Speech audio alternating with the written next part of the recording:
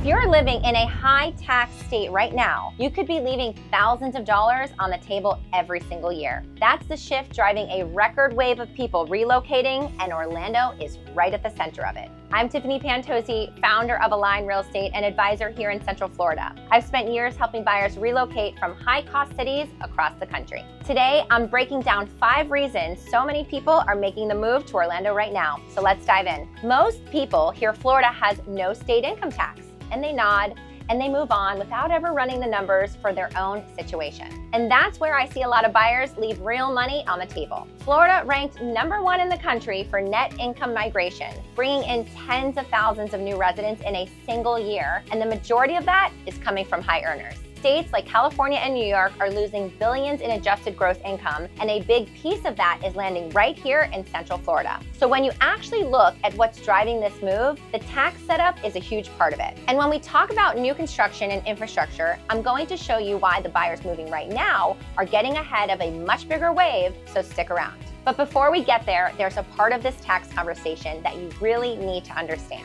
Insurance matters, and it's part of the same equation. If you're buying in a coastal flood zone, those insurance costs can eat into your tax savings pretty quickly. But what's awesome about Central Florida is that you're inland. So homeowners here usually pay a lot less than that state average for insurance. And we're actually seeing the market stabilize, with several major carriers filing for rate reductions going into 2026. So when you're in the right zip code, the numbers just work a lot better, and that's exactly what I help my clients dial in. There's also something else buyers are watching right now. Florida lawmakers did propose eliminating property taxes on homesteaded homes this session. The bill actually passed the House, but it didn't make it through the Senate back in March of 2026, so nothing has changed just yet. Nothing is official, but people are paying attention because they understand how big that could be for demand. I've already had buyers reaching out just based on that conversation alone, getting in position early because they know that if that shifts, the market is going to act real fast. So when you're comparing your monthly costs from one state to another, it's not just about your mortgage rate. The full tax picture is just as important, and Central Florida is playing a very different game right now. So if you're already thinking about making a move, I'd love to be your trusted advisor.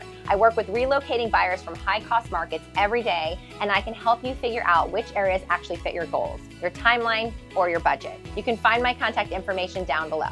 Now, the job market here tells a really interesting story too, and it's one most people get completely wrong. So if you think Orlando means theme parks and theme parks mean seasonal hospitality jobs, think again. Years ago, that was a pretty fair take, but the city we have today looks completely different. Advent Health and Orlando Health together employ over 62,000 people across the region. Lockheed Martin has a major aerospace and defense presence with over 10,000 employees. Siemens Energy is bringing close to 3,000 employees into a brand new campus in Lake Nona, and with that project coming online by 2027. Plus, there's a whole simulation and modeling industry here that most people outside Central Florida have never even heard of, and it's the largest hub for that in the world.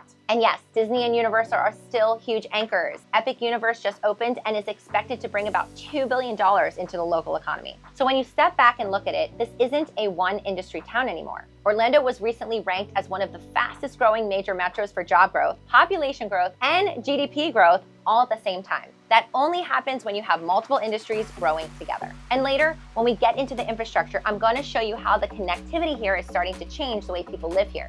Stay with me. Now, when you have a more diversified job base, you get more stable housing demand. If one sector slows down, others keep moving. That kind of balance is what supports long-term home values, and it's a big reason why I tell my clients this market isn't just having a moment. It's on a long-term path. Which brings us to the question I get from almost every out-of-state buyer first. What does it actually cost to live here? So buyers who are usually the most surprised when they really start looking at Orlando aren't the ones with tighter budgets. It's the ones coming from high-cost cities sitting on a lot of equity, thinking they're going to have to give something up to make the move. So let me show you what the numbers actually look like. Orlando's median home price is sitting in the high 300s, and it's been pretty flat year over year. And in this kind of market, that's actually a sign of stability, and it's not a bad thing. Now, compare that to places in the Northeast, where you're often starting in the high 700s for Los Angeles, or getting close to over $1 million for San Francisco as the average price point. It doesn't just feel more affordable here, it's a completely different price point altogether.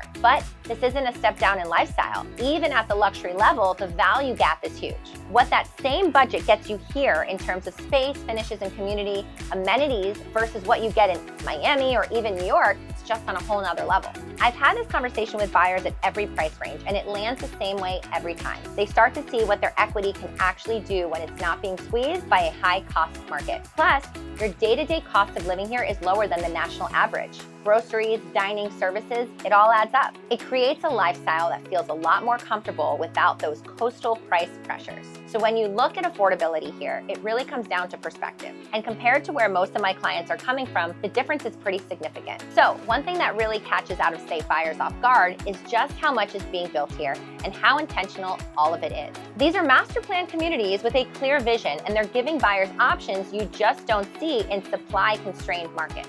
Lake Nona is probably a name you've heard of, and it really does live up to the hype. It's a 17 square mile community built around innovation, health, and lifestyle. You've got autonomous shuttles, a 5G innovation hub, top-tier medical facilities, and the USTA National Campus, which is the largest tennis facility in the country. Now, Lake Nona is just one part of a much bigger story. Moving from there over to Horizon West, this has been one of the fastest growing areas in the county, with mixed-use villages and new construction at a range of price points that work for a lot of different buyers. Then you've got Winter Garden, which has the historic downtown feel, but also a ton of growth happening along the 429 corridor. And Sunbridge is just getting started. This is a massive master plan community across 2 counties, and major builders are already coming in and breaking ground. These builders are actively offering incentives like rate buy downs, help with closing costs, and design credits. These are real tools that can make a big difference in your monthly payments. So if you're relocating and you want something move-in ready with a more predictable process, new construction here is actually a really strong option, especially for a market growing this quickly. What's awesome is there are still places where you can put down roots at a price point